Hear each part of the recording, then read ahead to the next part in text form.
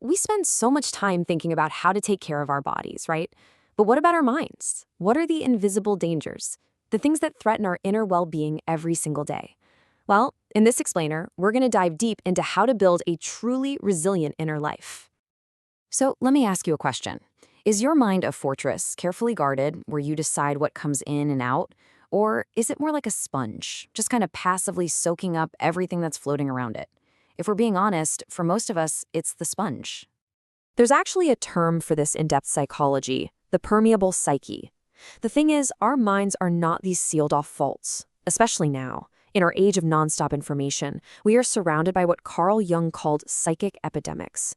Moods, ideas, anxieties, they float around us like these invisible airborne spores, and we're breathing them in whether we want to or not. And what makes this even trickier is this natural force that's always at play, psychological entropy. The best way to think about it is like mental gravity.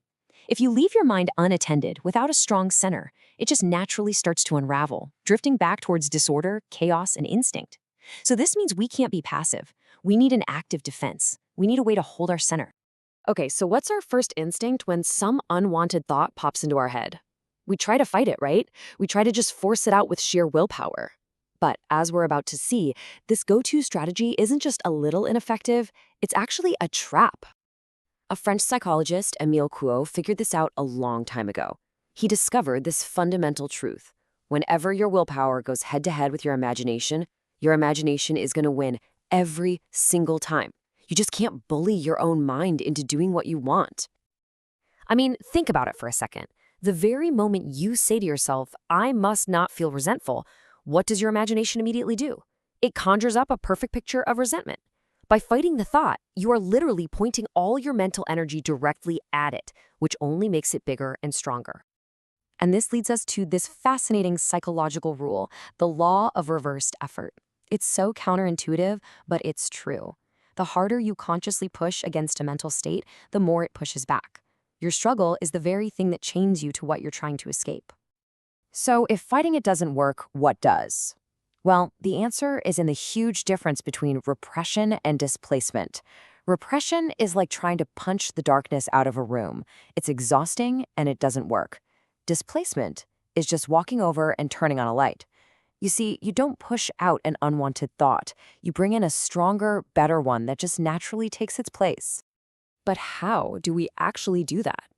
For a surprisingly powerful answer, we're going to look way back, centuries ago, to an ancient practice that was developed by these early Christian monks called the Desert Fathers. They basically created a kind of psychological technology that is incredibly relevant for us today. They call this practice nepsis. It's a Greek word and it means watchfulness or sobriety. The best way to picture it is like becoming a guardian at the gate of your own mind. The whole goal is to notice intrusive thoughts as they first show up at the door, before they get a chance to storm the castle and completely take over. And the process they came up with is incredibly practical. It's really just 4 steps. First, you just pause and notice the thought arriving. Second, you create a little distance. You see it as an it, not me. This isn't who I am. It's just a thought that showed up. Third, you question it. Hey, where did you come from? And finally, you make a conscious choice. Do I let this in, or do I turn it away at the gate? But here's the catch. Just kicking thoughts out isn't enough. The Desert Fathers had this warning, a parable about the empty house. The idea is if you clean out your mind, but then just leave it empty and vacant, it becomes an open invitation for even worse influences to come and move right in. The mind needs a positive, governing presence. This brings us to another really key piece of the puzzle, and this time it comes from Carl Jung. See, to really defend your mind, you first have to understand your own vulnerabilities. You have to be willing to get to know your inner shadow. We have all had this happen, right? You get triggered by something small, you completely overreact, and then later you're just sitting there thinking, what was that? I don't know what came over me. That wasn't me. Well, Jung would say, oh, but it was you. It was just a part of you that you haven't been properly introduced to yet.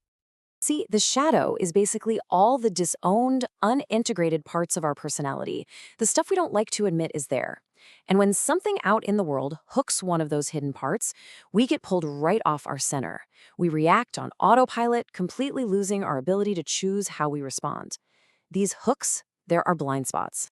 This is exactly why self-knowledge is not some hobby for a rainy day. It's a form of psychic immunity. The work of integrating that shadow, of being able to honestly say, you know what, I know I have a tendency to be resentful, that's what removes the hook. When you own your own stuff, external events lose their power to possess you. Because a mind that's not at war with itself, a house that's not divided, can actually hold its center. So how does all of this build towards a solution? We've seen that just using willpower is a trap, and we've seen that watchfulness and self-knowledge are absolutely crucial. So now let's put it all together and reveal the powerful, unifying idea that connects all these different schools of thought.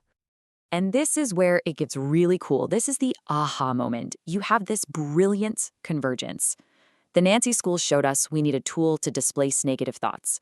The Desert Fathers taught that we need a standard to judge thoughts against, and Jungian psychology reveals our deep need for a stable center, an identity. And look, all three of them point to the exact same solution, a sovereign idea. So what is a sovereign idea? It is a central organizing principle that you consciously and deliberately place on the throne of your mind. It does two things. It acts as your gatekeeper, helping you decide which thoughts you admit, and it acts as your compass, giving your entire inner world a clear direction and a sense of purpose. And this idea can come from literally anywhere. For a Christian, it might be the image of Christ as the ultimate model. For someone else, it could be the ideal of the Stoic sage, wise and resilient. It could even be a powerful code from fiction, like the Jedi Code, or a psychological ideal model of the person you are striving to become.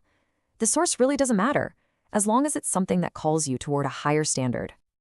So this brings us to the final, practical part of all this. This isn't just some interesting theory. It's about making a conscious choice to become the ruler of your own inner kingdom. It's about cultivating a sovereign mind. And we have to get this straight. True mental freedom is not having an empty mind that's free from all influence. That's impossible. Real freedom is the ability to stand in the middle of the countless voices and suggestions bombarding you every single day, and to consciously choose which one you will follow, which idea you will serve. There's this powerful thought from an ancient teacher that really says it all. The soul becomes what it contemplates. It's so simple, but so profound. Whatever you place at the center of your attention, whatever you focus on, whatever you meditate on, that is what you will ultimately become. Your focus literally shapes your reality. And so, this whole explainer leaves us with one final, very personal question. The throne of your mind will be occupied by something. There's no getting around that. So the only question is, will it be the random, passing moods of the crowd, or will it be an idea that you have chosen with purpose, with intention, and with clarity? What idea will you enthrone?